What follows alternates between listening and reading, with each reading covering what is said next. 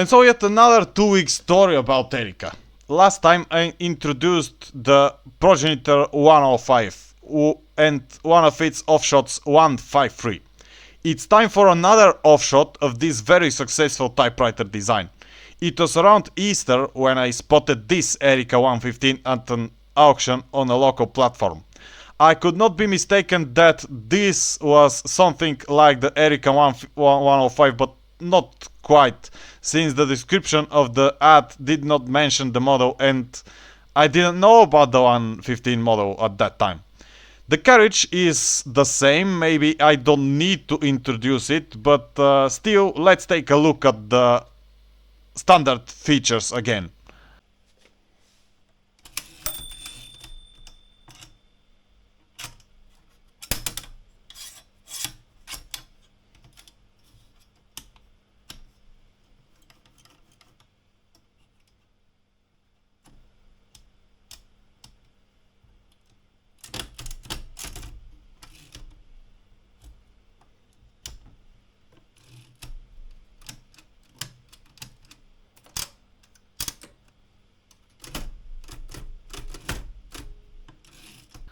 Everything is excellent. It seems like a brand new machine that hasn't been used.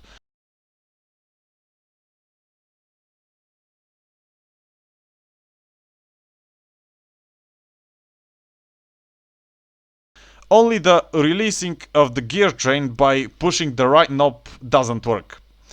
From the outside it looks a little strange, as if the plastic body is turned inside out. A strange and interesting idea. The cover clicks very lightly. The rest of the settings are the same, but there is also something new. I was wondering what this red dot on the spacebar is for. I found out by chance when I typed on the Regina a week later. Probably most of you know that on Japanese machines and some of their European copies, the repeat spacer option is almost always found. Usually it has a separate key, but here there is a spacebar with two levels of pressure. If you press it lightly, the interval is one step. If you press it all the way down, you have a repeat spacer. Interesting idea.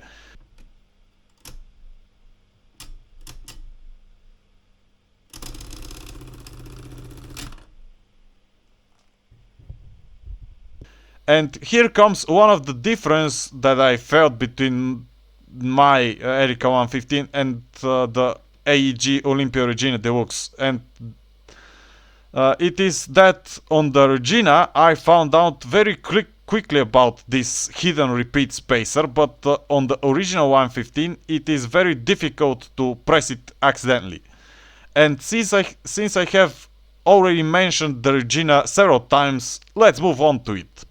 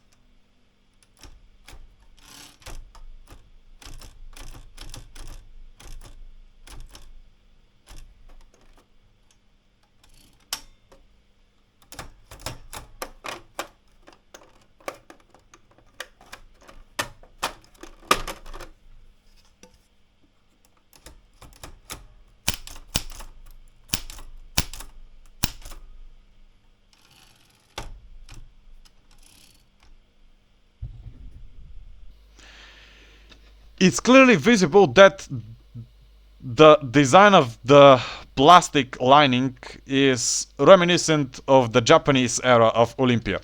Very similar to Reporter and Carina, but apparently Olympia benefited not only from the Japanese experience.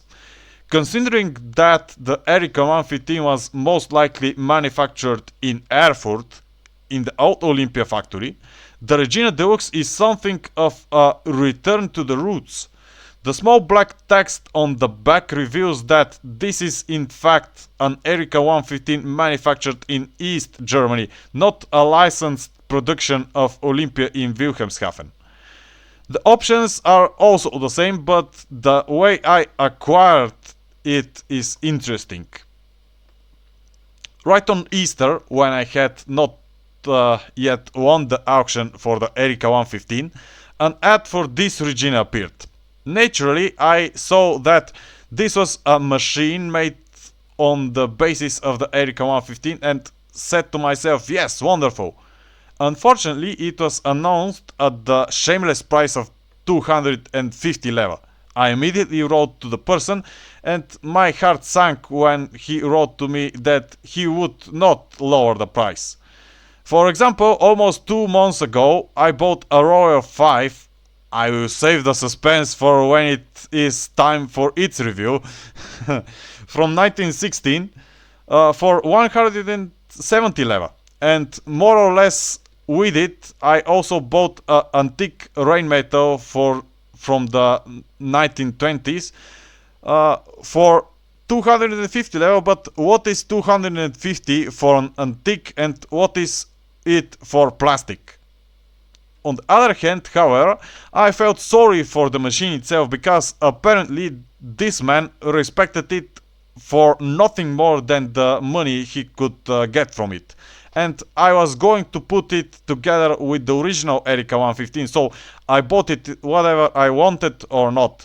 But understandably, this Cyrillic was not its original. I could not keep it as an ornament to my collection for that amount.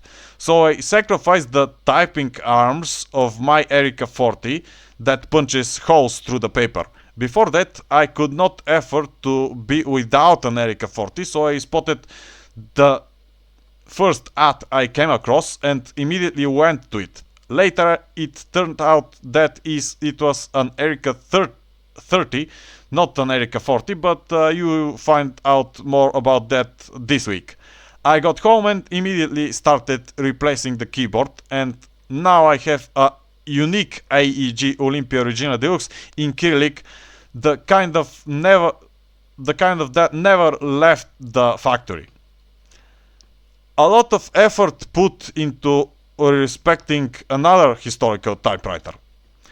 Collecting something is not just about accumulating quantities. By collecting series, tracing the genealogies of your favorite items, you breathe soul into them. I've always liked to think that way. I wish you a wonderful week and I'll see you again next time.